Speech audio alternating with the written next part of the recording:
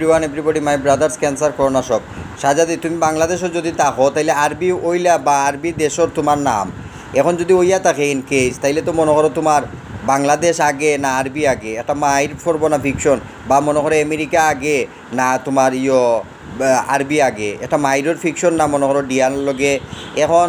তোমার আমি তোমারে বুঝাইতাম পারতাম না শাহজাদি কিতা কইছি বুঝিনি বাংলাদেশ মনে করো আর নাই বাংলাদেশটা আমি আমার